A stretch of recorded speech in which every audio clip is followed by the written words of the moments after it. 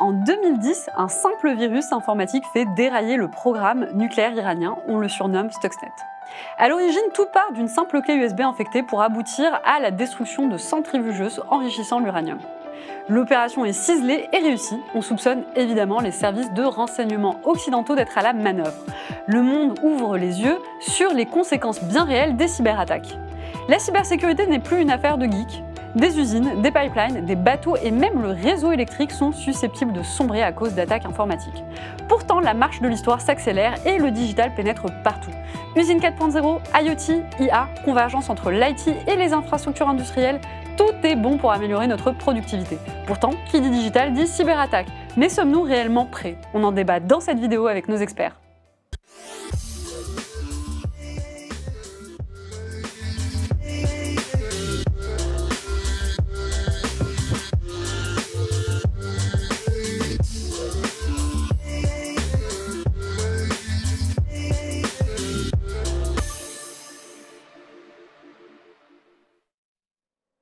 Bonsoir à tous et bienvenue à notre émission de Risk Intel Media, la première de 2024, ce soir en partenariat avec Sesam IT. On va parler d'une thématique, celle de l'angle mort, une rapide convergence vers l'IT et l'OT. On est avec nos 3 experts qui vont d'ailleurs se présenter à vous avant de commencer les débats et je vais commencer par vous Frédéric. Merci. Donc moi, je suis venu à la cybersécurité depuis le contrôle-commande industriel, donc depuis vraiment le cœur du sujet, avec des premiers travaux de recherche en 2009 à partir de la sûreté de fonctionnement et comment de la sûreté de fonctionnement, nous sommes allés à la cybersécurité. Et je travaille actuellement chez Sesam IT comme expert OT pour justement doter la sonde de capacités de défense dans le monde de l'OT. Merci. Loïs? Bonjour à toutes et à tous. Donc moi je suis Loïs Samin, je suis le RSSI d'EDF Hydro. Donc pour faire simple, EDF Hydro, comme son nom l'indique, c'est l'hydraulique au sein d'EDF. Et donc moi j'ai un parcours, je viens de la cyber et je suis arrivé dans la partie industrielle il y a 6 ans à peu près, dans le renouvelable toujours. Et puis d'autres activités autour de l'OT, par exemple je suis membre du CESA sur le labo OT, on fait beaucoup de choses autour de ça. Donc c'est un sujet assez passionnant. Anthony. Bonjour à tous. Écoutez, moi je suis Anthony Di Prima, je suis RSSI industriel du groupe Orano. Je baigne dans la cyber depuis ma sortie d'école, ça fait bientôt 18 ans, et j'œuvre sur le domaine industriel depuis une douzaine d'années, notamment à l'époque où Stuxnet débarquait. Eh bien, merci d'être venu avec nous ce soir, je suis ravie de vous avoir. Est-ce que vous êtes content d'être là? Ravi.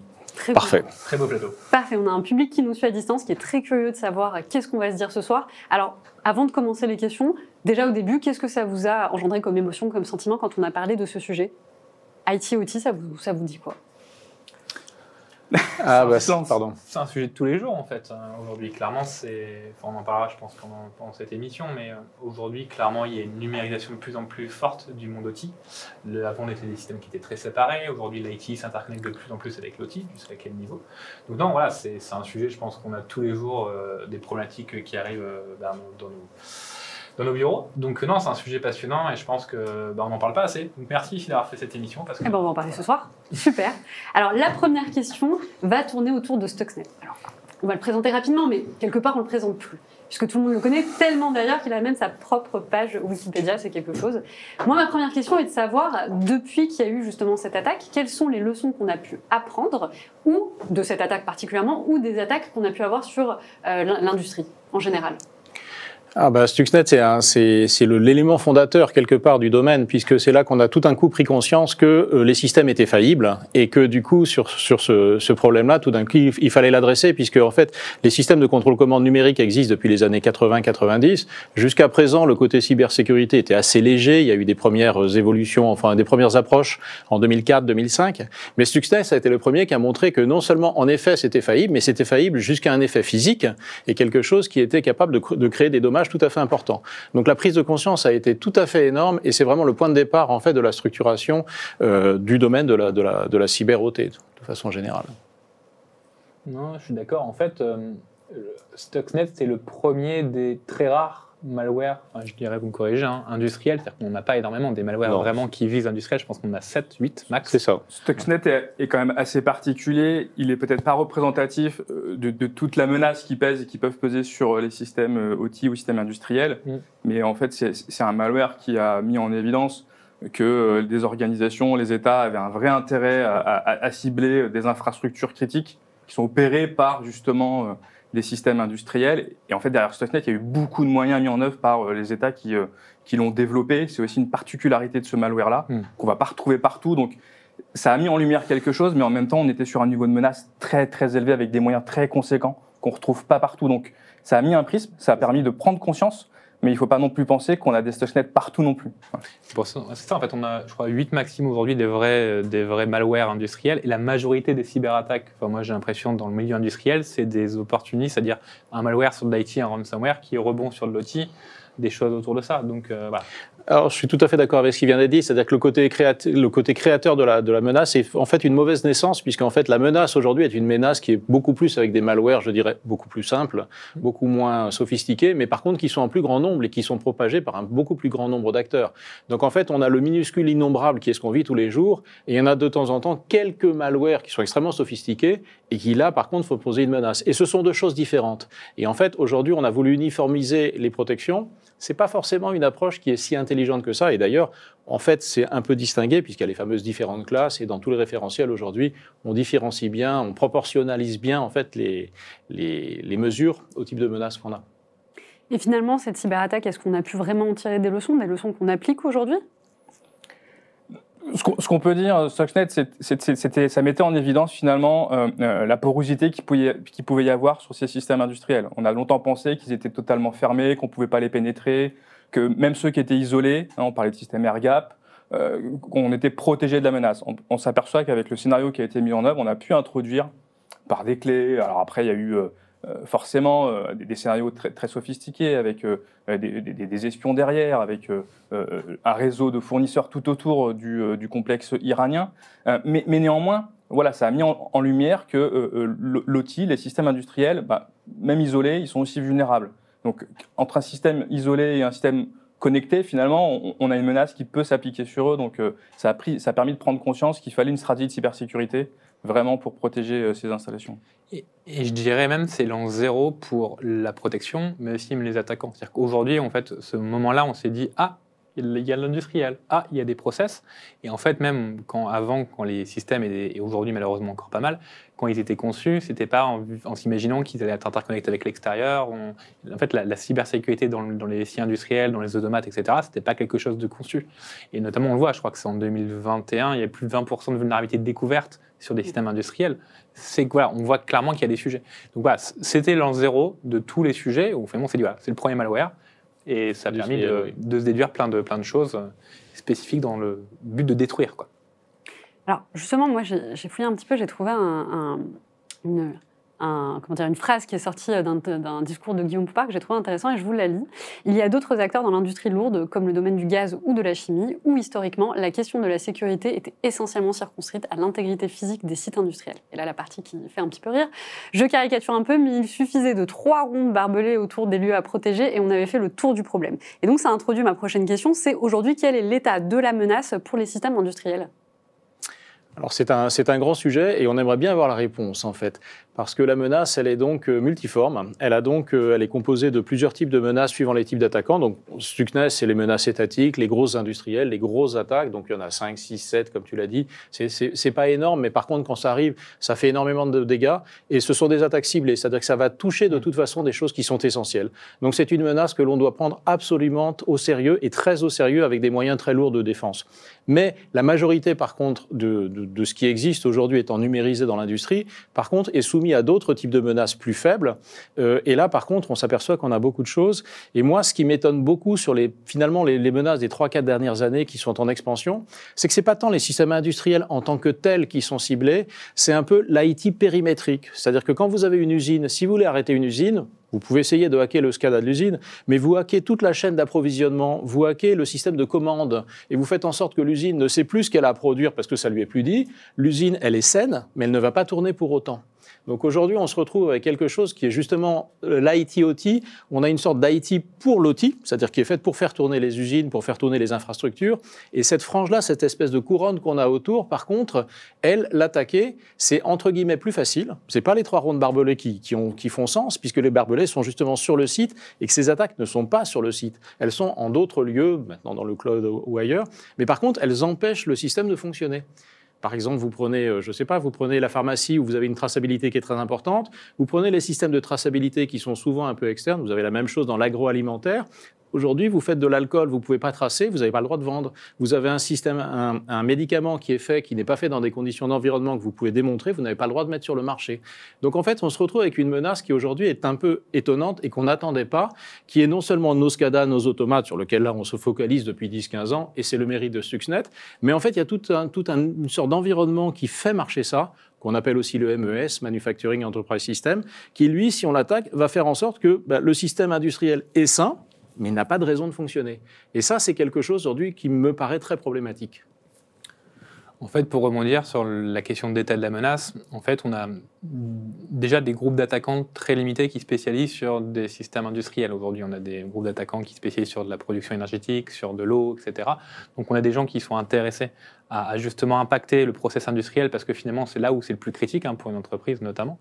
Et aujourd'hui, on a quand même vu beaucoup d'attaques qui étaient autour de ça. Mais pour rappeler, c'était pas un malware spécifique qui était défini, et notamment par rapport à ce que tu dis, pour rebondir, les gros malwares qu'on a vus, ils sont tous spécifiques sur une techno. Les Stuxnet, c'était sur les S7, les Trizy, c'était sur Triconex, les Black Energy, c'était pour l'Ukraine et la production électrique en Ukraine. Tous ces sujets sont spécifiques. Donc aujourd'hui, l'état de la menace, pour moi, il est plus, j'aime souvent dire ça ironiquement, mais pour moi, la menace, c'est la numérisation qui doit être faite. Aujourd'hui, on se numérise de plus en plus dans les entreprises, on interconnecte des systèmes qui étaient designés pour être déconnectés, qui interconnectent avec le SI. Et donc aujourd'hui, on arrive à des sites industriels, on se dit finalement, il n'y a pas de cloisonnement, il n'y a pas d'authentification, il n'y a pas de protection, il n'y a pas etc. Et vu qu'ils sont interconnectés parce que pour du business, de l'analyse d'évolution, de maintenance prédictive, on a besoin de récupérer la donnée du processus industriel qui remonte en haut. Et donc toute cette remontée même vers le cloud qui commence à arriver. Aujourd'hui, comment on la sécurise ? Et voilà, c'est toute cette menace qui arrive parce que finalement, ces systèmes qui n'étaient pas conçus pour qu'ils soient protégés, avec la numérisation qui est très bien et qui est nécessaire dans l'entreprise, il faut qu'on adapte nos démarches. Et les équipes terrain, des fois les usines, on arrive sur un monde, ça fait 30 ans qu'ils ont travaillé comme ça. Voilà. Donc c'est tout un accompagnement à faire, mais qui est intéressant. Et peut-être ce qu'il faut préciser par rapport à la menace, c'est qu'on a un certain nombre de malwares qui ont aussi des objectifs destructifs. Et pour détruire une installation industrielle, il faut avoir un niveau de connaissance, de compréhension du procédé.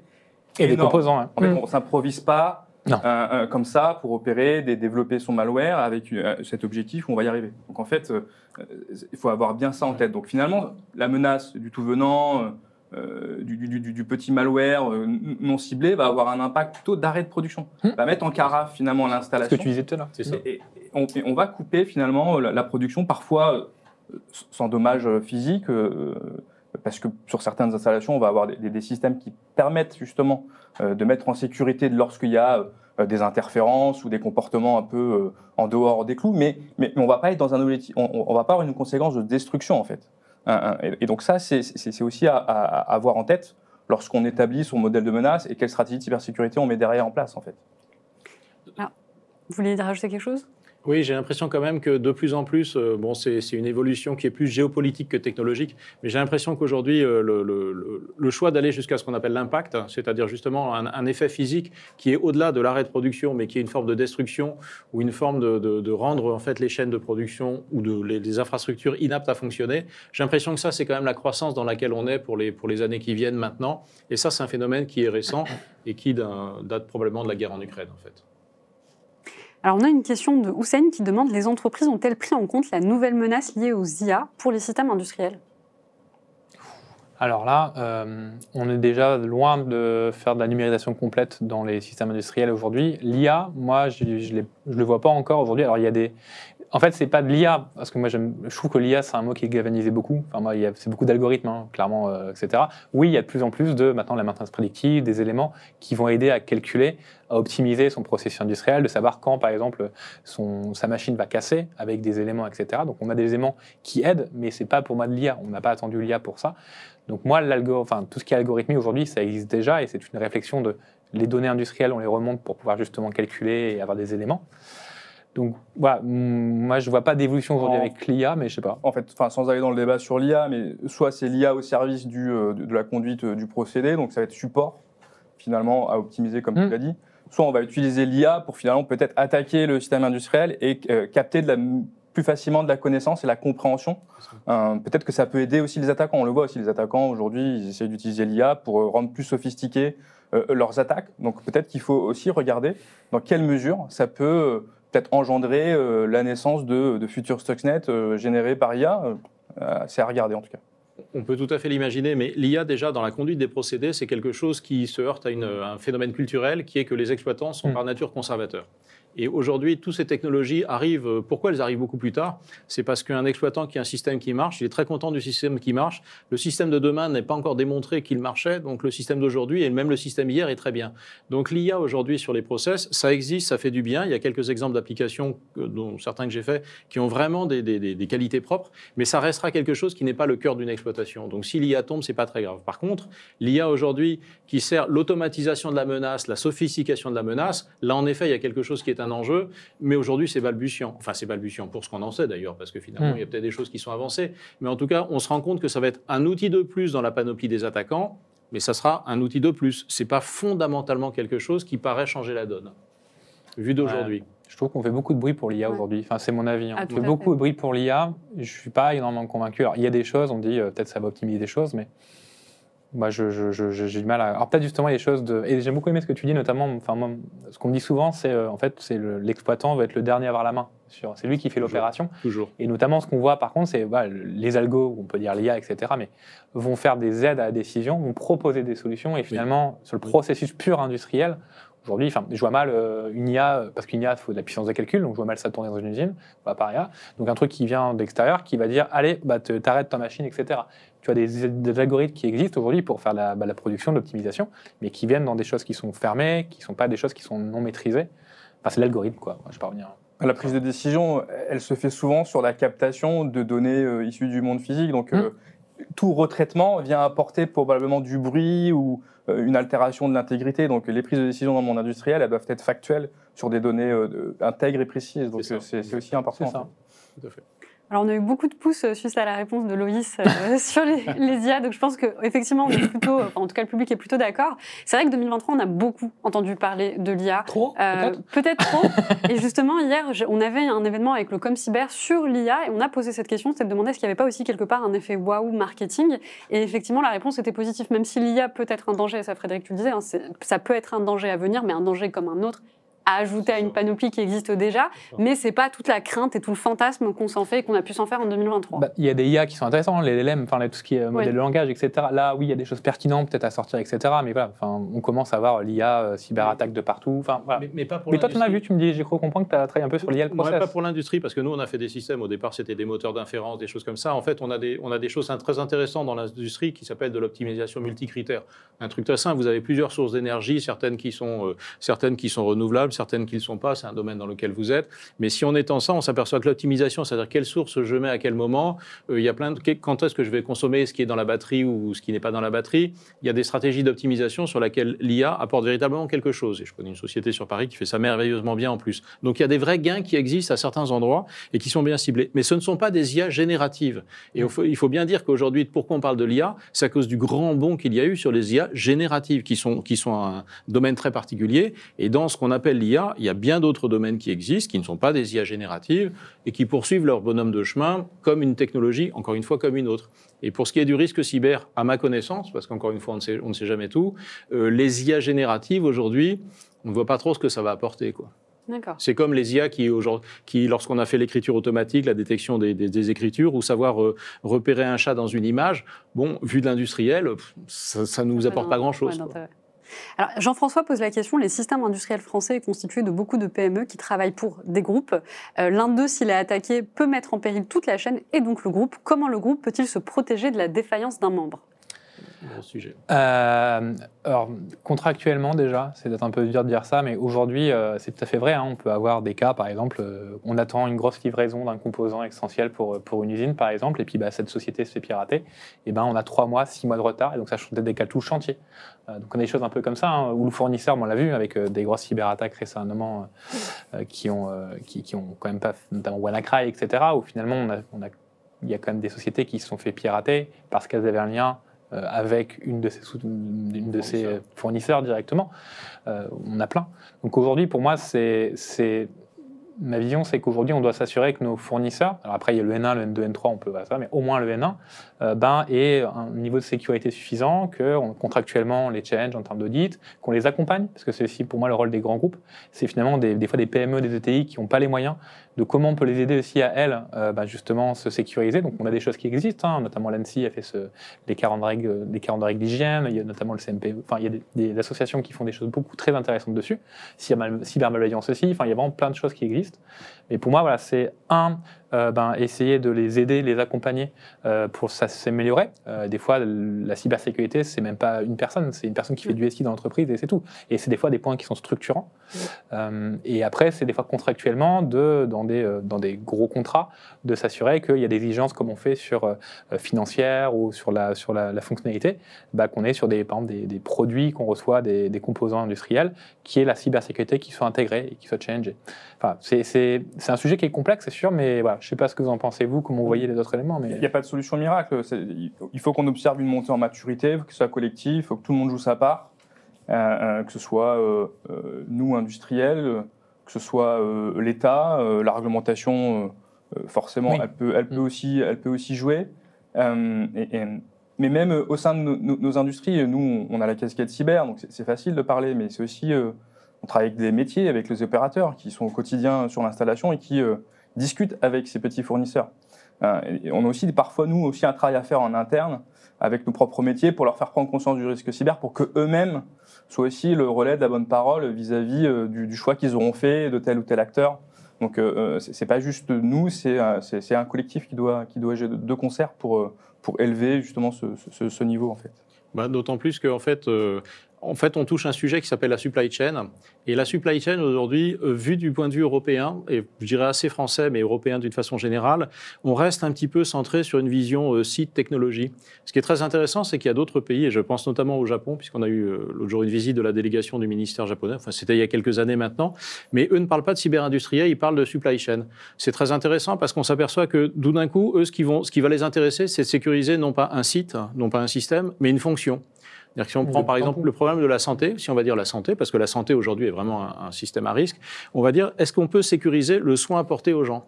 Et si on dit le soin apporté aux gens, on va regarder tout ce qui est là et on va voir dans cette logique les arêtes de poisson des systèmes japonais de qualité, etc.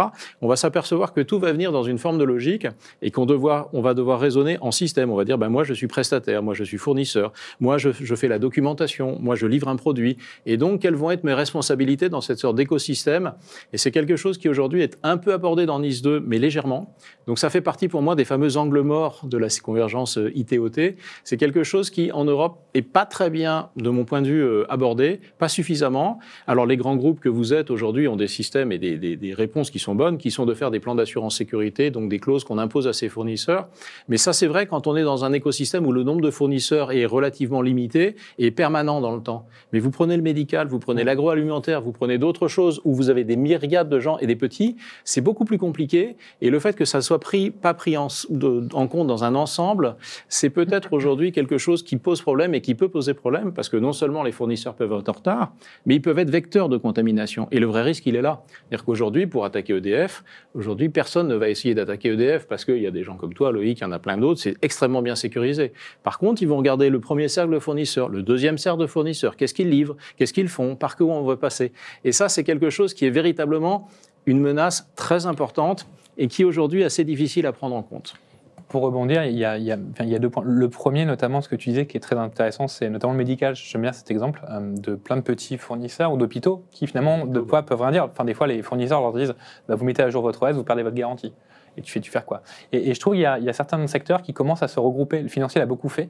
En fait, de se regrouper entre eux et finalement d'essayer d'avoir une réponse commune. Sur les secteurs de l'aéronautique le fait récemment, la maritime le fait récemment avec le CERT maritime. Enfin, il y a plein de secteurs qui se regroupent et qui disent, même l'énergie, il y a des choses qui existent, pour dire on va répondre ensemble à nos fournisseurs, on va leur demander des choses et tous ensemble on sera plus gros. Parce que des fois, qu'on a des gros fournisseurs et quand un petit dit moi je voudrais faire ça, ils disent non, vous appliquez notre solution et basta. Justement, en parlant de mutualisation, Thibaut justement en parlait donc, dans le chat tout à l'heure, il disait qu'il pourrait être intéressant de développer des clusters mutualisant une traçabilité de la vulnérabilité via l'analyse veille du dark web. IA protège des chaînes d'industrie en phase de renouvellement. La crise de la chaîne d'approvisionnement pourrait bénéficier de cette poussée de souveraineté. Est-ce qu'il y a des choses aujourd'hui qui existent, qui permettent de centraliser les vulnérabilités pour qu'on puisse justement C'est savoir? compliqué parce que les vulnérabilités ne sont pas associées à un secteur en général. Elles sont développées. Alors, il peut y en avoir, hein, mais ça va être une technologie plutôt qui est ciblée. Et par exemple, si on cible les systèmes, alors ça peut être du Siemens, du Schneider, du Allen Bradley, peu importe. Mais en fait, c'est diffusé dans plein de secteurs différents. Donc, ça me paraît un peu compliqué. On a quand même des sites assez l'ICSCERT, l'Intercert. Oui, l'Intercert. Aujourd'hui, l'Intercert qui regroupe alors c'est plutôt des grosses sociétés, etc. Y a des associations hein, qui existent, le Césin, le Clusif. Enfin, il y a plein d'aujourd'hui d'endroits où il y a du partage de connaissances aujourd'hui. Et c'est ce qu'on dit souvent, c'est que on dit souvent le RSSI, il est seul dans la cantine, il mange seul, ce qui est de moins en moins vrai déjà, on rassure tout le monde. Mais il y a en plus, voilà, on essaie de tous se rassembler, on n'est pas concurrents entre nous, entre les énergéticiens, etc. On partage. Donc aujourd'hui, pour répondre à ta question sur la partie vulnérabilité, il y a une vraie communauté qui s'est créée. On le voit bien même en la partie OT, hein, on n'est pas beaucoup, mais on se regroupe. Donc, bon. Un autre commentaire justement qui reprenait l'exemple sur l'énergie, il dit « Certains pays ont subi des attaques directement sur leur infrastructure de distribution énergétique. En une journée, tout était hors ligne, serveurs, terminaux portuaires, aéros. » Ah bah, c'était l'Ukraine, c'était avec Black Energy, non? Oui, alors on peut même remonter à plus loin encore. Avec, alors, je ne sais jamais si c'est la Lituanie, la Lettonie ou l'Estonie qui avaient déjà subi les foudres on présuppose de la Russie, donc parce que c'était un pays qui était déjà très numérisé, y compris leur infrastructure critique.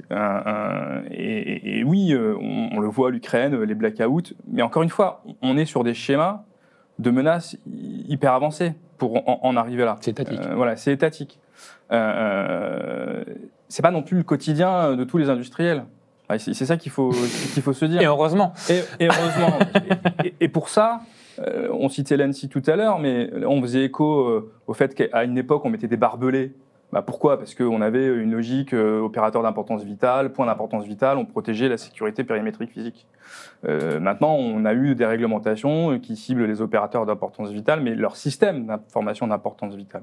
On a eu une réglementation, la LPM, qui est venue faire monter le niveau de sécurité des infrastructures critiques, notamment industrielles. Enfin, il y a beaucoup d'infrastructures critiques qui reposent sur de l'OT. Donc, on a eu ce levier-là, la réglementation.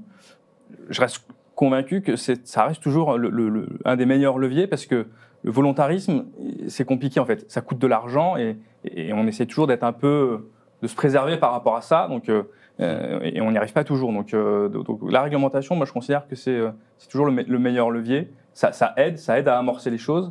Ouais.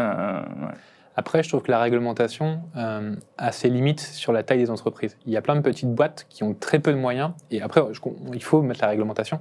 Mais des fois, la réglementation, elle est très 0-1. Et la question, c'est comment on arrive au juste niveau par rapport à tout ça.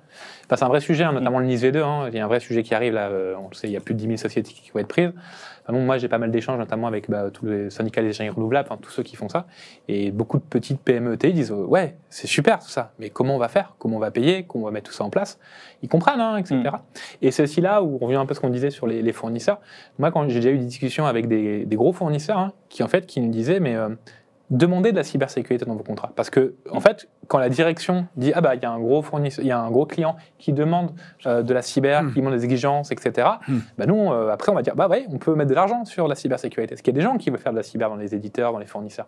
Mais après, il faut qu'il y ait un intérêt pour la direction. Et l'intérêt de la direction, c'est soit la réglementation, comme tu as dit, soit contractuellement des éléments. Ouais, non, mais c'est fondamental. C'est-à-dire que nous, on a un rôle aussi vis-à-vis des fournisseurs qui nous apportent des services au quotidien, mais les équipementiers des systèmes industriels, ils n'intègrent pas toujours aussi cette cybersécurité. Et donc, c'est aussi notre rôle dans des échanges, de bien comprendre aussi leur roadmap produit. Nous, moi, ça m'est déjà arrivé de discuter en effet avec un fournisseur d'un système numérique de contrôle commande qui n'intégrait pas correctement la cybersécurité de la bonne manière, où il essayait de le faire, mais en fait, ce n'est pas un professionnel du domaine. Donc, il faisait mal. Donc, à vouloir essayer de faire bien les choses, en fait, voilà. Donc, on a des systèmes numériques de contrôle commande, ils ont besoin de fonctionner avec, je vais dire un gros mot, un Active Directory. Voilà. Mais l'Active Directory qui est proposé par l'industriel, par l'équipementier. Bon, bah ça, pour l'intégrer et puis après pour bien le sécuriser, l'ANSSI a diffusé tout un tas de documents pour gérer correctement ce type de composants. C'est pas rien. Et en fait, ils savent pas bien le faire. Donc, on essaye de discuter avec eux pour essayer de revoir un peu leur roadmap produit pour dire est-ce que vous pouvez avoir une branche dans laquelle votre système il est capable de s'intégrer avec, par exemple, un Active Directory existant qui serait sécurisé, qui serait géré, qui permettrait d'être utilisé avec d'autres systèmes aussi. Et le fait d'avoir ces demandes-là, de discuter avec le responsable produit côté équipementier, on arrive à bouger les lignes. Et chez ces équipementiers-là, la cyber elle doit être aussi inculquée par une culture qui doit être incarnée par nous, on est des CISO, RSSI. Chez les équipementiers, chez les fournisseurs, on a aussi notre filière, qui est le Chief Product Security Officer. Exactement. Tous ces acteurs-là n'en ont pas. Donc il faut aussi une montée en maturité organisationnelle pour structurer la démarche qui visera justement à intégrer la cyber dans le cycle de développement du produit. Donc il y a des bonnes pratiques, il y a des choses à mettre en place, forcément ça coûte. Et il faut se dire que nous qui sommes clients finaux, qui voulons de la cyber dans ces produits, ça a un certain coût. Donc il faut aussi accepter finalement de le payer. Même si je peux comprendre qu'on peut être dans une logique que quand on achète une voiture, on veut les freins et la ceinture. Ce n'est pas optionnel. Donc on veut de la sécurité par défaut. Donc c'est aussi une bonne balance qu'il faut... Et juste pour préciser, après, 30 secondes, ce que tu dis, il y a un point qui est extrêmement important en détail. J'ai eu le même cas, et notamment, en fait, il y a beaucoup de petites sociétés, PME, TI. Et en fait, des fois, on vient sur on dit, vous devez suivre la norme, la bonne pratique cybersécurité, la 62443. En fait, c'est pas concret pour ces gens. Et je pense aussi, dans le travail qu'on doit faire, c'est aussi dans des gens qui ne sont pas spécialisés en cyber, qui veulent sécuriser, c'est aussi de les accompagner, être très concret. Il faut ça comme taille de clé, il faut accompagner. Donc c'est aussi un sujet, globalement, mais oui. Si on fait un pas en arrière, il ne faut quand même pas oublier qu'on parle du monde industriel. Culturellement, le monde industriel, c'est quand même quelque chose sur lequel, une fois qu'un système marche, je parle bien d'un système, c'est-à-dire quelque chose sur lequel on a choisi des composants, on a eu un intégrateur qui a fait son travail d'intégration, qui a configuré les éléments, ça a été testé, ça a été mis en service. Une fois que ça marche, il faut bien voir qu'il y a un désintérêt extraordinaire de l'infrastructure qui est en présence. C'est-à-dire qu'un industriel, quand un système marche, le comment il marche ne l'intéresse plus, puisqu'il marche. C'est-à-dire que l'industrie, pour des raisons évidentes, en plus de concret, de business, de rentabilité, une fois que ça marche, le comment ça marche devient un deuxième degré. Au point qu'aujourd'hui, les systèmes, quand on vient mettre des sondes, ce qui est mon quotidien, en plus maintenant on fabrique des sondes avec Sésame, quand on vient mettre des sondes et qu'on regarde ça, tout d'un coup les gens ont une visibilité sur comment ça marche vu de l'intérieur. Et les gens découvrent tout. Donc, alors il y a des choses qui paraissent incroyables, mais quand on vient regarder, les gens disent une infrastructure, vous verrez, j'ai 200 assets qui sont reliés ensemble. Nous on regarde, on met notre sonde, on dit écoutez, on est désolé, vous en avez 450. Hein. Ah bon, mais c'est pas possible. Si, c'est possible, on les a vus et ils sont vivants, ils sont connectés, ils parlent. Donc il y a une méconnaissance là qui est terrible et qui donne bien ce terreau culturel très particulier qu'une fois que ça marche, on s'en fiche, enfin on le délaisse. Et d'autre part, à partir du moment où ça marche, on a livré, on n'a plus d'intérêt à aller plus loin. Donc indépendamment de la réglementation, indépendamment du fait que les clients que vous êtes doivent en effet aider leurs fournisseurs à s'améliorer, il va y avoir quand même quelque chose qui va être une révolution culturelle à faire. Et je reviens à ce que je disais sur la supply chain. Si on ne la fait pas de façon uniforme, avec une forme d'équité pour tout le monde, c'est-à-dire que chacun porte sa part, ça va être difficile à faire. Et je pense que c'est la limite des réglementations qu'on a aujourd'hui. Je pense que c'est la limite qui s'est avérée pour moi flagrante dans la LPM, dans Nice 1 qui était Nice D, et qui est le risque qu'on a sur Nice 2. C'est justement de ne pas avoir cette vision suffisamment globale, parce que précisément, on est sur des gens qui fabriquent ces tables, ce micro, ces tablettes, etc., qui vont être utilisées dans un cadre qu'ils ne connaissent pas franchement bien, qui dépendent d'un intégrateur, etc., etc. Et je pense que là, il y a véritablement un enjeu fondamental qu'aujourd'hui, à vouloir être trop technologique et à vouloir être trop normalisateur sur de la techno, sur des pratiques, on oublie. Alors, je vais sauter un peu de questions parce que je voulais parler justement de Nice 2, mais comme je vois que même le public est en train de réagir, on va faire un petit arrêt sur la partie réglementaire. Donc je vais d'abord vous lire un commentaire, puis une question, et on va passer sur la question de Nice 2. Donc Samy qui dit, pour des TPE, PME, la réglementation peut être un gouffre financier, c'est ce qui les décourage à s'y conformer. Et Gérard qui pose la question, qui dit, posons la question. En pleine crise des agriculteurs, est-ce que la réglementation n'est pas la mort des TPE, PME? Mieux vaut-il faire faillite à cause d'une cyberattaque ou à cause des réglementations? Et j'aimerais donc rebondir, une fois qu'on aura répondu à cette question, moi j'aimerais bien rebondir justement sur Nice 2. Donc ça arrive bientôt. Voilà, exactement. Qu'est-ce qu'il y a dedans et comment ça va impacter la partie industrielle? Oui. Nice 2, de façon assez. Et à l'écran, on a quelques informations sur Nice 2. Oui, enfin, elle va être publiée au plus tard. Elle va être transposée dans le droit français en octobre 2024 pour les 27 pays concernés. Elle va donc entrer en vigueur le 18 octobre, quelque chose comme ça. En fait, la Nice 2, elle a beaucoup d'avantages. Le premier, c'est qu'elle harmonise au niveau européen un grand nombre de choses. Pas tout, parce qu'il y a aussi le Cyber-Act, dont on parle beaucoup moins en France, mais elle harmonise un grand nombre de choses sur le reporting, sur la coopération sur les menaces, sur tout un tas de choses, sur justement être capable de faire face face en fait au monde hostile qui nous attaque, parce que c'est bien de ça dont il s'agit. La deuxième chose, c'est qu'elle se déploie sur un beaucoup plus grand nombre d'opérateurs, qui s'appellent maintenant d'ailleurs des entités, et donc en fait du coup il y a forcément cette volonté d'aller véritablement sécuriser beaucoup plus loin que ce qui sont uniquement, je dirais, les enjeux majeurs d'un pays. On se doute bien que pour un pays, si on tue les réseaux d'eau, les réseaux d'électricité, c'est majeur. Aujourd'hui, on voit plus loin les réseaux de chaleur urbains, enfin tout un tas de choses qui sont de beaucoup plus moindre importance, mais on dit on va faire la même chose. Après, on va transposer un référentiel technique, et donc ce référentiel technique est en cours de discussion en France, puisqu'on a le droit d'avoir un peu de différence entre les États, et donc il y a des choses qui vont se mettre en œuvre. Donc c'est globalement quelque chose qui va absolument dans le bon sens. La question, c'est que c'est une extension, si vous voulez, de la politique qu'on a prise, enfin de la direction qu'on a prise depuis 2013 en France avec la LPM. Ça n'est pas quelque chose qui est quand même une révolution, à mon sens. Ouais, alors, moi, ce que j'ai envie de dire aussi sur le fait de finalement faire ou pas faire la cyber, contraint ou pas contraint, enfin par les réglementations, c'est comme est-ce que l'OT doit aller, enfin est-ce qu'on doit avoir cette convergence effrénée IT-OT? En fait, il en va de la survie aussi des acteurs industriels. Et la cyber, c'est aussi une question de survie en fait. Je prends l'exemple, Nokia, ils n'ont pas fait le pari d'aller vers l'écran tactile. Bon ben, fondamentalement sur smartphone, ils sont morts. Donc les industriels doivent de toute façon aller vers de plus en plus de convergence OT-IT, intégrer cet élément-là pour survivre dans la globalisation, dans tous les enjeux économiques auxquels ils doivent faire face. Et donc de toute façon, cette question de survie doit être adressée. Et cette survie passe aussi par le fait de gérer les risques que ça apporte. Et gérer les risques, c'est des risques cyber. Donc il faut aussi qu'il y ait une prise de conscience de dire il faut que tout le monde s'y mette. C'est bien beau d'avoir des bons sentiments, c'est bien beau de dire en effet, oui, on a des PME, on a des petites structures qui ont des difficultés. Mais oui, je pense que si on n'y va pas, il en va de la survie de ces entreprises-là. Donc est-ce que le petit acteur voudra reconstruire la même société et puis faire ça indéfiniment ?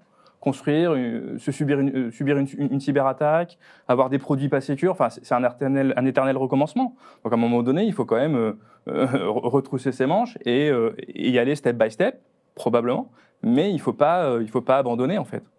En fait, le NIS V2, ce que tu dis est important. En fait, le NIS V2 amène l'idée d'appréciation des risques. C'est-à-dire qu'en fait, amène pas, mais on en parle beaucoup dans le NIS V2. C'est-à-dire qu'aujourd'hui, on doit protéger par rapport à ces risques, etc. Donc aujourd'hui, on peut avoir des PME qui ont des sujets extrêmement structurants, extrêmement critiques, où là, justement, il va falloir mettre des moyens. Il n'y a pas le choix, parce qu'aujourd'hui, ils sont sur un processus essentiel. Ils vont fournir, c'est une entité importante ou une entité essentielle qui est définie. Donc ça, aujourd'hui, il va falloir y aller. Mais oui, en fait, le sujet aujourd'hui, c'est que NIS V2, de toute façon, c'est une très bonne chose. Il faut se dire, c'est une bonne chose parce qu'on va, et notamment, ça permet aussi à des personnes qui font de la sécurité dans des petites sociétés qui essaient de faire de la sécu, on leur dit, non, on n'a pas le temps. Là, il y a une réglementation. La direction n'a pas le choix. Et dans NIS V2, et c'est en Europe qui a été mis, la sanction, c'est le dirigeant ou la personne qui est responsable serait impacté, ne pourrait plus en fait avoir un droit de pouvoir exercer, etc. Donc, il y a quand même, on ne parle pas de, je crois que c'était 20 000 € le NIS 1, là on parle de 2% de chiffre d'affaires. Enfin, c'est énorme en fait les impacts. On n'arrive plus du tout à ces mêmes niveaux. Par contre, moi, le point vraiment d'intérêt qu'il faut avoir, c'est que, alors déjà, octobre 2024, c'est demain, et notamment, alors il y a eu 3 interrogations en fait de l'ANSSI, 3 questionnaires qui ont été faits. Le dernier, c'était sur les mesures de sécurité. Et sur le dernier, en fait, ce qui est arrivé, c'est qu'on se rend compte que, à quel niveau on va. Ce qui est assez intéressant, c'est que chaque pays a une transposition de la directive NIS européenne et chaque pays interprète un certain niveau. Et il y a un point d'attention que certaines commencent à avoir, et notamment les ingénieurs renouvelables, c'est est-ce qu'on va être au même niveau dans tous les pays, leur transposition, est-ce qu'on va être au même niveau de mesure de sécurité, est-ce qu'on va aller plus haut, plus bas? Et donc aujourd'hui, voilà, c'est un point d'intérêt qu'on va avoir. Et puis après, derrière, comment on va financer ça? Aujourd'hui, c'est demander à la direction de mettre des moyens, sauf que quand elle n'a pas de moyens, comment elle fait? Et je crois qu'il y a une étude, alors je ne la garantis pas, mais je crois qu'elle donnait 20% à peu près de coûts supplémentaires en cybersécurité avec NIS V2. Voilà, on sait que c'est quand même assez important. Après, ça dépend de la maturité. Et puis voilà, donc de toute façon, on n'a pas le choix, il va falloir y aller. Maintenant, y aller en fait progressivement, en prenant ses risques, en répondant aux besoins. Et voilà. C'est une gestion du risque, je suis d'accord. Après, on peut parler de réglementation pendant des heures. Je nous ramène dans nos usines. Il y a des gens qui les opèrent tous les jours. Ouais. La menace cyber, elle est présente. Les systèmes ont des cycles de vie relativement longs et nous, il faut qu'on le traite. Il faut qu'on adresse cette problématique, indépendamment de ce qui se décide ou ce qui se fait. Donc ça, c'est notre quotidien.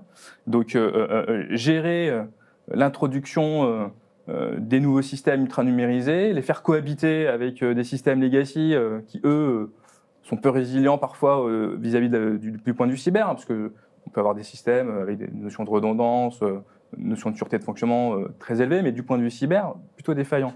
Donc on doit œuvrer quand même à avoir une posture de cybersécurité qui nous permet de préserver l'outil industriel, parce qu'on est déjà mis à mal par le fait qu'on a désindustrialisé la France ou l'Europe.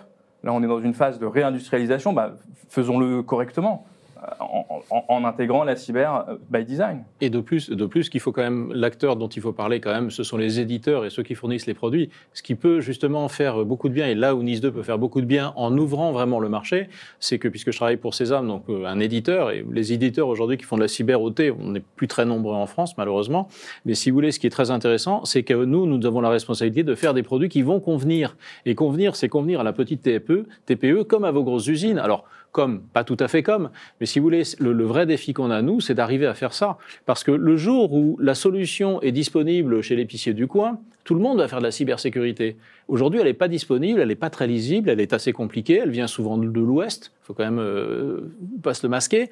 Et donc, c'est intéressant de se dire, qu'est-ce qu'on va faire pour récupérer et nous mettre à disposition des produits qui font qu'à un moment donné, la cybersécurité, c'est pas si difficile que ça, c'est pas si coûteux, c'est proportionnel au risque, c'est exactement ce que tu dis, il faut toujours proportionnaliser au risque.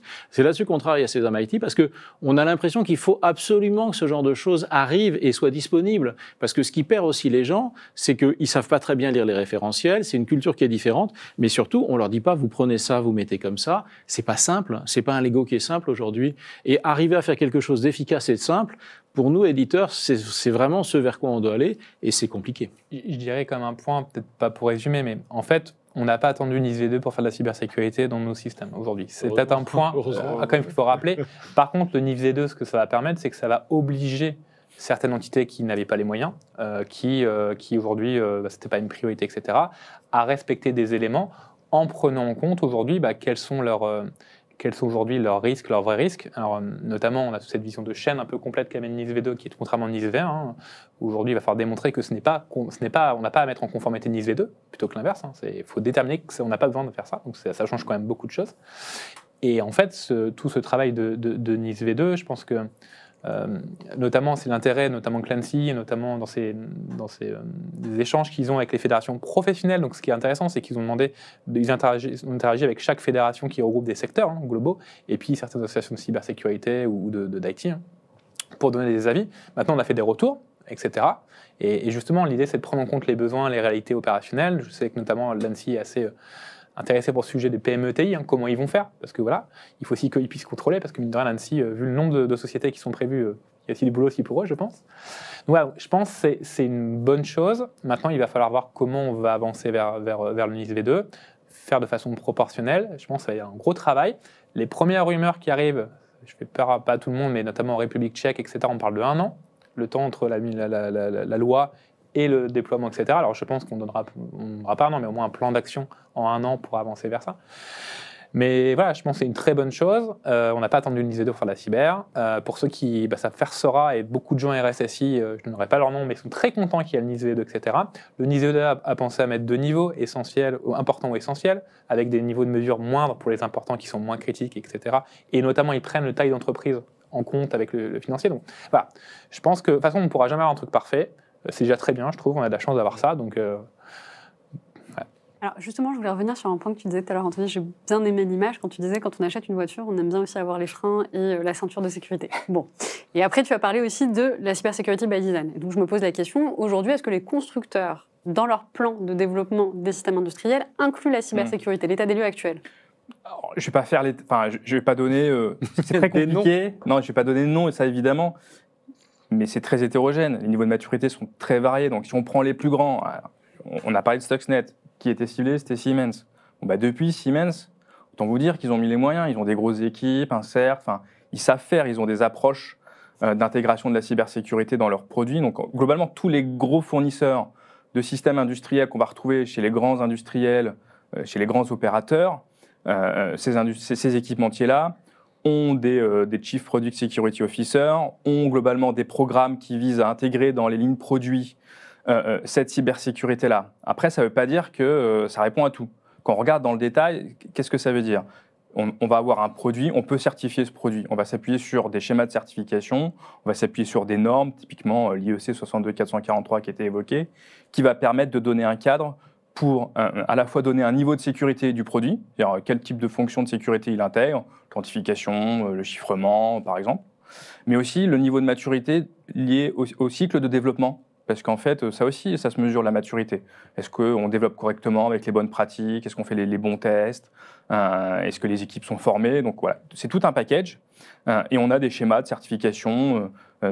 Et nous, quand on est industriel et qu'on veut sélectionner ces produits, c'est quelque chose qu'on va regarder. On va regarder les registres, quels produits sont certifiés. Ce qui est important, c'est de regarder le niveau de certification, parce qu'on peut très bien avoir une certification, on dit mon produit est certifié, mais en fait, on regarde le périmètre de certification, on regarde le niveau ciblé. C'est pas ça, c'est minimal. Donc en gros, faut pas que ce soit du certificat marketing. Donc faut aller creuser le sujet. Donc oui, il se passe des choses, il y a des outils en place. Maintenant, ce qu'on observe, on parlait de Triconex, de Trisys qui ciblaient des équipements qui fournissent des fonctions de sûreté en fait, qui mettent en sécurité une installation. C'est des produits qui ont des certifications, on peut les regarder, c'est public, c'est pas pour médire sur l'éditeur, mais on va regarder les niveaux, c'est pas des niveaux très très élevés, pourtant c'est des équipements ultra sensibles, et pourtant ils ont été ciblés par des attaques. Donc on sait aussi qu'on est des industriels qui peuvent exiger d'eux de faire mieux, et ça on est dans notre rôle, donc voilà, donc ça existe, et chaque acteur peut s'appuyer sur ces schémas-là. Alors, pour revenir sur le sujet de la convergence, quels sont les secteurs d'activité aujourd'hui où la convergence IT-OT est la plus présente? Alors, tout à l'heure, tu évoquais le Japon, le secteur automobile. Je pense que c'est un domaine dans lequel il y a une convergence qui est quand même assez importante, mais plutôt sous l'angle, finalement, entreprise étendue, en fait. On va quand même avoir des usines automatisées, robotisées, où le numérique est présent. J'aurais plutôt une réponse technologique qui est qu'aujourd'hui, par exemple, on utilise tous des OS Windows. C'est très rare d'avoir des systèmes qui soient pure Linux. On utilise, je vais réutiliser le gros mot que c'est toi qui l'as prononcé le premier, Active Directory, parce qu'à un moment donné, quand on dépasse 4 PC et 2 rôles, c'est quand même un peu plus facile à faire. On va utiliser des firewalls, on va faire ce genre de choses. Donc, tout le monde est concerné, tous les secteurs sont concernés. Voilà, ce que je veux dire, c'est qu'il n'y a pas un secteur qui le fait plus que moi. C'est pas le sujet de dire est-ce qu'il y a des secteurs dans lesquels il y a plus de convergence. Aujourd'hui, on a des secteurs qui s'ouvrent davantage, et qui s'ouvrent vers le cloud, et qui s'ouvrent vers leurs fournisseurs. Donc en fait, on a introduit du numérique, de l'IT dans l'usine, et là aujourd'hui, l'usine est en train de s'ouvrir vers le cloud, on est en train de s'ouvrir vers des tiers, en fait. On est aussi dans ce schéma-là aujourd'hui. Mais justement, le point, c'est que l'IT-OT aujourd'hui, je dirais même la convergence IT-OT, je dirais pas qu'elle est dépassée, mais aujourd'hui, on voit arriver, alors c'est peut-être pas le cas dans vos systèmes, mais moi je le vois dans nombre d'industries différentes, tout ce qui arrive avec l'IoT, c'est-à-dire le fait à un moment donné d'avoir beaucoup de choses qui sont très distribuées. Donc vous prenez des réseaux, alors d'eau, d'électricité, de chaleur, peu importe, vous avez des dizaines, des centaines de sites petits sur lesquels il faut communiquer en sécurité pour remonter de l'information sensible, avec des systèmes centraux qui sont des systèmes qui tombent sous le coup en plus des entités importantes, etc. Donc on se retrouve avec quelque chose qui devient important. Et là, aujourd'hui, on s'aperçoit que l'IoT, qui devient l'IIoT pour Industrial Internet of Things, est quelque chose aussi qui commence à rentrer dans cette convergence IT-OT, avec des technologies, LoRaWAN qui vient d'être certifié en sécurité, par exemple, des choses comme ça. Donc il y a quand même tout un mouvement qui se fait et qui, me semble-t-il, est global, parce que l'offre industrielle est globale. Il ne faut quand même pas oublier une chose importante, c'est que personne n'est demandeur d'avoir du numérique dans une usine, d'un point de vue exploitation. Pourquoi il y a du numérique dans les usines? Parce qu'aujourd'hui, c'est la seule offre qui existe. Et je me souviens d'avoir fait, c'était dans fin des années 86, avec un opérateur d'électricité, ce qui n'est quand même pas rien. Il a dit, mais pourquoi je devrais passer à du contrôle-commande numérique? Parce que ce que j'aime convient. Et il a fait toute une étude et le seul argument qu'il a trouvé, c'est l'offre industrielle, maintenant, elle est numérique. Donc, il faut voir qu'on est quand même sur un système de push plutôt que de demande et qu'en rebond de ça, on s'aperçoit que l'ouverture, les données qui communiquent, les accès à distance sont bénéfiques. Mais ça n'est pas vraiment une demande, c'est quand même quelque chose qu'on pousse. Donc, aujourd'hui, la cybersécurité, la convergence IT-OT, c'est beaucoup plus subi que voulu. Et par contre, aujourd'hui, on fait ça. Je nuancerais peut-être un peu ça, parce que on voit les opérateurs, quand on leur amène, quand on veut digitaliser des processus où on était sur du papier, on leur met des tablettes dans les mains, les opérateurs, ils sont contents en fait. Donc pas tous. Non, mais d'accord, pas tous. Mais globalement, ce que ça apporte, c'est censé aussi faciliter le quotidien d'opérateurs qui peuvent être dans des environnements qui ne sont pas les plus... Et même en termes de recrutement. C'est-à-dire qu'aujourd'hui, quand une société, une entreprise vient en disant bah, « Ok, tu vas venir avec nous, tu as une tablette, c'est numérique, tu peux te connecter à distance, tu fais des choses comme ça », c'est beaucoup plus... Enfin, c'est super intéressant. Oui. Et ouais, pour répondre à la question, clairement, pour moi, tous les secteurs aujourd'hui font de la convergence. Parce que tous les secteurs ont besoin de récupérer de la donnée d'analytics, de pouvoir pousser de la donnée pour améliorer ses processus industriels, pouvoir faire de l'ERP des commandes. Enfin, aujourd'hui, comme tu disais, le monde se numérise. C'est-à-dire qu'aujourd'hui, moi j'ai vu quand même un truc de fou, c'est il y a 6 mois, le premier automate virtualisé. Enfin, on arrive à un niveau, voilà, c'est qu'on arrive à tout mettre en cloud. Voilà, ça devient. Ça, on est d'accord. Voilà. Donc aujourd'hui, le port série fonctionnait bien, etc. Même en termes de cybersécurité, hein, nous, c'est un vrai sujet. Hein. Maintenant, on a des piles IP, maintenant, on peut interagir avec ces systèmes. Donc voilà, je pense qu'il n'y a pas de... Tout le monde va le faire, et c'est très bien aujourd'hui, parce que ça met des vrais apports en termes d'usage, en termes de production. Ce que tu as décrit, enfin, on va mettre un mot dessus, hein, c'est ce qu'on appelle l'usine 4.0, l'industrie 4.0. On a introduit l'IoT, on introduit cloud, l'edge computing, du cobot, parce qu'on fait collaborer l'humain avec l'informatique et le système industriel numérique. Donc on est dans cette époque-là de l'industrie 4.0, l'usine du futur. Alors le point quand même un peu positif avec l'introduction de ce concept-là, c'est qu'il y a un peu de cybersécurité qui a été quand même pensé. On va revenir à des choses un peu plus bas niveau, un peu plus terrain. On va parler de protocole. Non mais enfin, c'est un le vrai fameux. sujet. Tu vas parler du fameux protocole. Bah oui, on va en parler parce qu'aujourd'hui les machines, elles fonctionnent comment? Parce qu'elles communiquent entre elles. C'était l'une de mes questions. C'est quoi l'usine 4.0 et comment on a intégré la cyber dedans?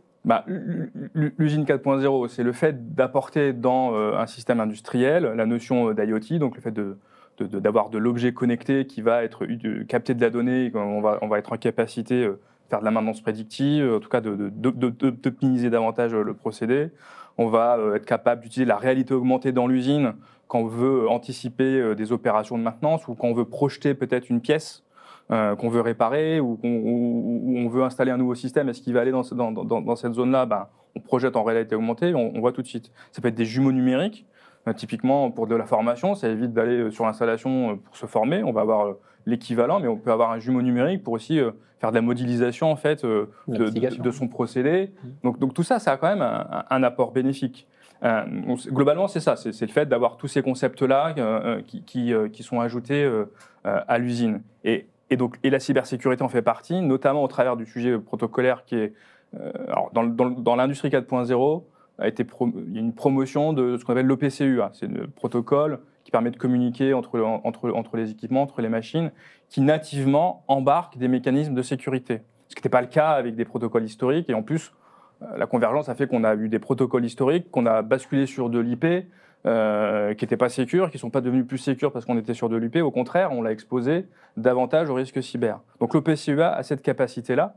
Et ce qui est intéressant, c'est que l'OPCUA, il faut être vigilant, enfin c'est intéressant, il faut être vigilant parce qu'il peut y avoir plusieurs implémentations possibles.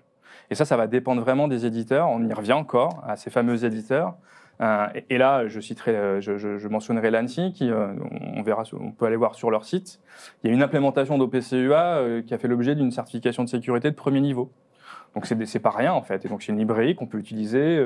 Alors je ne sais pas quel est le modèle de licensing pour l'utiliser, mais voilà, on pourrait avoir ce protocole-là dans des produits largement utilisés avec un niveau de sécurité relativement important. Après, tout va dépendre de comment on va intégrer ce protocole, parce que ça nécessite aussi, quand on veut mettre en place de la sécurité dans les échanges, il y a des prérequis, il faut utiliser des certificats. Voilà, par défaut, la sécurité, elle n'est pas activée. Donc, encore une fois, ce n'est pas activé par défaut. Donc, il faut vraiment faire la démarche de le mettre en œuvre. Là, je modérerais peut-être un peu, c'est que l'usine 4.0, c'est comme tu as dit, une numérisation des processus, on améliore, on modernise l'exploitant, l'usine, les processus, etc. Par contre, ce n'est pas parce qu'on fait l'usine 4.0 qu'on met de la cyber obligatoirement. C'est-à-dire que ça va être une démarche de l'entreprise. On va se dire, OK, c'est le moment zéro. Là, on va numériser mon entreprise, on va numérer le processus. Je vais intégrer de la segmentation, je vais intégrer du cloisonnement, je vais intégrer l'authentification, je vais intégrer du patch ou de la virtualisation, enfin comment je gère mes systèmes qui ne se patchent jamais, etc. Faire de la sécurité périmétrique. Et voilà, souvent, beaucoup de gens disent « Ah, usine 4.0, on va pas faire de la cyber, c'est super ». Non, attention, et tu l'as bien expliqué avec le PCUA, aujourd'hui, on ne fait pas la bonne implémentation, ça ne sert à rien. Donc, voilà, c'est tout ce sujet de d'usine 4.0 qui est très bien parce que notamment on numérise, on modernise, donc on ramène plus de vulnérabilité potentielle parce qu'on va amener des interconnexions de partout. L'IoT industriel, c'est un très bon élément aujourd'hui. Mais voilà, donc c'est attention à ces raccourcis que des fois on entend beaucoup sur ça. Alors l'industrie 4.0, si on parle de convergence IT-OT, là c'est de l'envahissement IT, c'est-à-dire qu'on pousse l'IT jusqu'au bout et on va numériser jusqu'à la machine en fait. C'est-à-dire jusqu'à là où on ne peut plus numériser parce qu'on est sur le monde physique. C'est ce qui est très intéressant et qui en effet ouvre des perspectives. Cela dit, aujourd'hui, je voudrais quand même rappeler que le ROI n'est pas démontré sur l'industrie 4.0. Les expériences, toutes les expériences qui sont faites n'ont pas démontré, notamment sur le cycle de vie, que les gains étaient vraiment là. Qu'il y ait des fonctionnalités en plus, qu'il y ait des choses qui soient intéressantes, mais que ça soit du domaine du gadget ou du fondamental, on n'est pas encore sur des choses qui sont complètement saines. Il y a des moments où c'est tout à fait pertinent. Par exemple, quand on fait de l'opération, enfin de l'inspection non destructive, de choses très compliquées ou dans certains process, là, ça apporte des choses. La réalité virtuelle devient absolument indispensable. C'est un outil vraiment très précieux. Mais pour autant, l'industrie 4.0 comme concept, c'est quand même un concept. Ensuite de ça, la cybersécurité, elle va être forcément moderne dans ces points-là. Et justement, l'intérêt du 4.0, il y en a quand même, c'est justement de ne plus avoir ces protocoles legacy, dont il y en a une quarantaine. Je peux vous le dire, nous, à Sésame, on doit les traiter. Et donc, on ne s'amuse pas tant que ça, parce qu'ils sont tous, évidemment, ils sont tous vecteurs d'attaque. Mais au PCUA aussi. Ah, mais bien sûr, tout à fait. Et donc, il faut tous les traiter, les dépioter, et regarder si par hasard, quelqu'un n'a pas mis quelques octets qui étaient assez méchants dedans. Sans compter les protocoles propriétaires, où chacun fait ses propres protocoles, etc. Et alors là, on est parti pour... oui, on est d'accord. Alors, on a Constant qui pose la question, que pouvez-vous dire de l'attaque SolarWinds? Quelle stratégie pourriez-vous mettre en place pour éviter ce genre d'attaque au sein des entreprises? Ou de vos entreprises? Bon, on est toujours sur le sujet des fournisseurs, on est toujours sur la partie supply chain en fait. On en a parlé juste avant. Aujourd'hui, c'est maîtriser. C'est un fournisseur qui a été compromis. Comment on gère ça? C'est difficile aussi dans la réalité. On peut avoir des postures après. Je peux parler des postures qu'on peut avoir chez nous, mais dès qu'on a connaissance qu'un tiers ou qu'un fournisseur subit une attaque, on coupe tout lien avec elle en fait.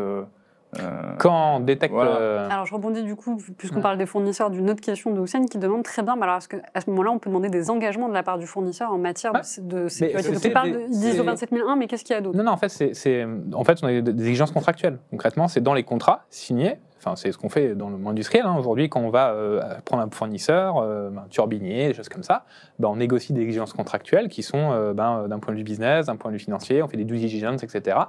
Et c'est aussi de dire, faire une annexe, un document, une exigence contractuelle qui liste tout ce qu'on veut. Et on négocie, c'est des moments passionnants où on négocie avec un fournisseur qui n'est là. Et après, à la fin, là, c'est contractuel. Et après, on fait des audits. C'est-à-dire qu'on va aller voir, soit on fait sur un système qu'il a installé, soit sur ses usines, dans les conceptions. Mais aujourd'hui, oui, c'est pas juste on se met d'accord, etc. C'est un peu le plan d'application de sécurité qu'on connaît tous, notamment dans le monde IT, plus poussé. C'est-à-dire qu'aujourd'hui, on va rentrer dans le détail, et notamment, je revenais sur un élément qui est important, parce que moi, j'ai vu des choses dire vous devez suivre l'IEC 62443. Je trouve que c'est une connerie de dire ça, excusez-moi pour le mot vulgaire, mais parce que... Désolé, ça va. Mais c'est qu'en fait, c'est pas concret.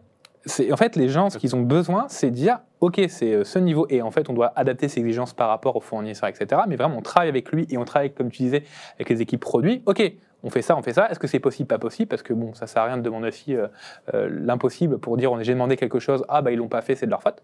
Donc, c'est tout un travail commun qui enrichit en même temps le fournisseur, parce qu'il va apprendre, parce qu'il va développer peut-être des choses, qu'il va peut-être améliorer les choses.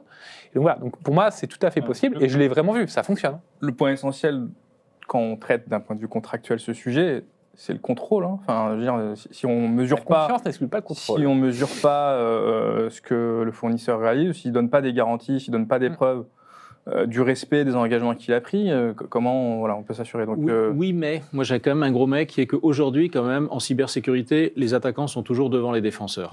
Et donc, le risque zéro n'existe pas. Et donc, le meilleur contrat, le plus blindé, fait que quand même, on est susceptible d'avoir un fournisseur qui, à l'insu de son plein gré, va devenir ça. Mais c'est là où le monde industriel est intéressant, et mieux que le monde IT, c'est qu'il est préparé à la panne. Il est préparé au dysfonctionnement. Et c'est quelque chose, je trouve, là aussi, c'est un de mes regrets, c'est qu'on n'utilise pas assez la compétence très forte des exploitants sur qu'est-ce que je fais quand ça marche pas? Parce qu'à la fin, le problème, c'est qu'on a un dysfonctionnement.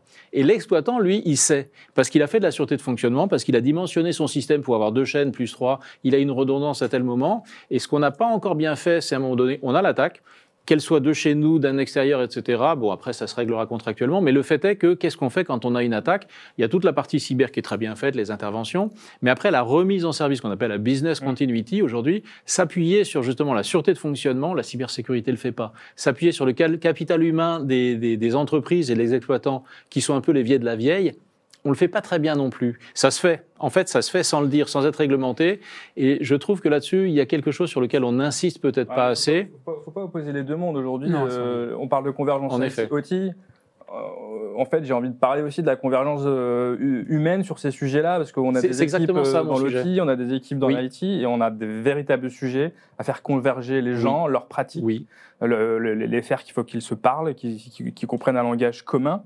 Et pour revenir sur le fait que tu dis que les gens maîtrisent leurs procédés, moi j'ai des contre-exemples, ou parce qu'on est venu introduire du numérique, parce que l'opérateur, finalement, il a délégué une partie du pilotage à un système. Si ce système-là, celui qui permet finalement de contrôler, ne fonctionne plus pour un incident, mais y compris une cyberattaque, certes, il y a des modes dégradés qui sont définis. En fait, on s'aperçoit que les gens ne savent pas les opérer, ces modes dégradés. Ça peut arriver que des gens n'ont pas la capacité à opérer le mode dégradé parce que la maîtrise au quotidien d'un procédé sans l'outil informatique, ça peut être compliqué. Voilà, donc il faut aussi être assez vigilant. Par contre, ce que tu dis, c'est un point extrêmement... Enfin, moi, ça fait que 6 ans que je suis dans la cybersécurité industrielle, donc vraiment, notamment dans le monde industriel, et j'ai découvert un truc très bête, c'est que on est tous conscients que le SI industriel, ça a du retard. Des années par rapport à le cybersécurité industrielle, plutôt a du retard, des années... Enfin, l'exemple que je viens de redonner, moi, c'est l'inventaire. L'inventaire, aujourd'hui, dans l'IT, c'est plutôt quelque chose de maîtrisé, la CMDB, les bons process, etc. L'inventaire dans le monde OT... Pas toujours. Pas toujours. C'est approximatif. Oui, c'est quand même mieux que le monde industriel aujourd'hui. Par contre, quand on parle, aujourd'hui, quand on explique aux exploitants, aux personnes qui aiment leur métier, parce que mine de rien, c'est des gens qui sont passionnés par leur outil industriel, enfin, c'est ça qui est déjà passionnant, et pour ça qu'on aime autant ce domaine aussi, c'est qu'en fait, qu'on leur explique c'est quoi le risque, et qu'en fait, ils disent cybersécurité, impact sur sûreté de fonctionnement, mon processus industriel, etc. Ok, j'y vais. Ok. Et moi, j'ai vu, alors peut-être que j'ai eu de la chance depuis mes différentes activités, mais en fait, j'ai vraiment vu une prise de conscience rapide. C'est ça. En fait, t'as pas besoin de passer longtemps de temps à convaincre que plutôt un domaine IT dit oui, en fait, je vais pas dire d'exemple, je sais pas, l'e-commerce, le marketing, les communications, etc. Où finalement, c'est pas leur priorité, etc. Eux, ils comprennent, ok, ça peut impacter mon bébé, mon processus industriel qui est essentiel pour moi, ma sûreté de fonctionnement. Ok, bon, on va y aller. On va y aller progressivement, il y a des évolutions à faire. Mais on a beaucoup de retard, mais je trouve qu'en fait, ce retard, il se comble alors progressivement autour de ça. C'est la convergence humaine dont tu parlais, je suis tout à fait d'accord avec l'expression, vraiment. C'est les gens, quand on parle de cyber, c'est la sûreté de fonctionnement, c'est le processus industriel, et c'est leur match. Justement, tout à l'heure, il y avait une conversation entre deux internautes sur justement le secteur du luxe. Plein de conversations. Moi, je l'ai vu depuis tout à l'heure, c'est passionnant. Et justement, ils étaient en train de, comme tu disais, on touche à leur bébé, ils étaient en train de discuter du secteur du luxe. Et donc, ils posaient la question, comment ça se fait finalement que le luxe, à part quand la maroquinerie ou des choses comme ça, qu'on recopie des marques, on n'a pas des grosses attaques. Et il y a eu toute une conversation aussi sur la communication qu'il y a derrière. C'est-à-dire, on n'a pas nécessairement envie de communiquer sur les attaques. Il y a des attaques, même si elles sont mieux gérées, on ne veut pas en communiquer. Est-ce que ça rejoint un peu ce que tu es en train de dire par rapport au e-commerce? Est-ce que tu penses que le secteur du luxe, par exemple, est plus regardant? Non, alors quand je pense à e-commerce, c'est côté un peu... site web, exposition, finalement, ma vision qui est jamais bossé dans l'e-commerce, alors peut-être une grosse bêtise, excusez-moi ceux qui sont à distance si je dis une bêtise, mais moi ce que je vois par rapport à l'expérience passée, où j'étais vraiment dans le pur IT, c'est qu'en fait quand on parlait de cybersécurité, c'était des fois un peu compliqué à convaincre. Voilà. Et un peu c'est des guillemets. Là où la cybersécurité industrielle, en fait, je pense que ça fait depuis 30, 40, 50 ans que eux, le concept de sûreté de fonctionnement, processus industriel, etc., il est ancré dans leur sang, c'est leur code génétique. Et quand on leur explique que la cybersécurité, la cyberattaque que vous allez voir, potentiellement, elle peut corrompre votre processus industriel, votre intégrité de votre processus de production, votre disponibilité du service. Alors, confidentialité, c'est souvent un peu moins important que, par exemple, le monde IT, puisque le but, c'est de produire surtout. Là, ça match. Donc c'était plus sur ça ma réaction. J'ai peut-être une réponse, une hypothèse de réponse plutôt sur le secteur du luxe. D'abord, c'est un secteur qui, c'est un secret pour personne, a des moyens financiers importants. De luxe. Donc voilà. Et donc, si vous voulez, à un moment donné, ce qu'on sait faire sur l'industriel, c'est mettre ce truc qu'on ne sait pas très bien sous cloche. C'est-à-dire qu'on a des systèmes sur lesquels on va le mettre au fin fond d'un système informatique et au-dessus, on met une sorte de porte blindée. Et donc, si vous voulez, quand on a de l'argent, on met une énorme porte blindée. Ce qui fait que l'accès au système informatique devient compliqué. Donc ça, c'est une première raison. Si vous êtes très riche, vous mettez un gros SaaS, même si à l'intérieur, c'est pas si précieux que ça. Quand vous avez des moyens, c'est pas grave. La deuxième chose, c'est qu'il faut voir que le luxe, c'est de l'artisanat qui est devenu de l'industrie. C'est-à-dire qu'en fait, il ne faut pas oublier que le luxe, par nature, c'est quelque chose qui était rare, qui est devenu pour mille et une raisons au XXe siècle industrialisé. Mais il y a quand même encore, je pense, beaucoup d'aspects assez artisanaux, donc manuels. Et donc, ça n'est pas forcément les processus les plus industriels. Ce n'est pas du 4.0. Quand on entend du poids de 15.0, je n'ai pas d'expérience de 4.0 appliquée au luxe. On en a dans l'automobile, on en a dans l'agroalimentaire, enfin, on en a des exemples. Je n'ai pas entendu personnellement d'expérience 4.0 dans le luxe. Alors, je vais finir avec une dernière question. Donc, et ça reprend ce que tu disais au départ, Loïs. Effectivement, on a une étude de Kaspersky qui montre que les cyberattaques contre l'industrie ont augmenté en 2022. Donc, on a plus de 34%. Donc, comment on fait aujourd'hui pour suivre ce rythme et quelles sont les meilleures pratiques pour déployer intelligemment des solutions techniques en cybersécurité industrielle? Alors, on a combien de temps à peu près? Oui. On a 3 minutes. C'est dur de faire court. Déjà, pour revenir sur la statistique, on rappelle tout ce qu'on a dit. Les cyberattaques contre l'industrie, c'est pas spécifiquement contre des automates industriels, etc. C'est dans des systèmes qui sont de plus en plus interconnectés, qui logiquement échangent, qui sont finalement moins sécurisés, ou c'est de l'IT classique, qui est dans l'outil, les serveurs, les postes, voilà. Et donc qui fait que cette augmentation arrive naturellement. Voilà. Petite précision, parce que souvent on peut rapidement. Voilà. Après, comment on sécurise tout ça? Alors après, comment on sécurise tout ça? Tu me poses la question. Oui. En fait, le sujet est éminemment complexe, on pourrait y passer toute la soirée. C'est un amoncellement en fait, de plusieurs barrières. Ce n'est pas juste une barrière. Si on bâtit sa protection uniquement de la même manière qu'on a bâti la protection physique, donc du coup que le périmétrique, on a une barrière à franchir et après c'est open bar, on fait ce qu'on veut.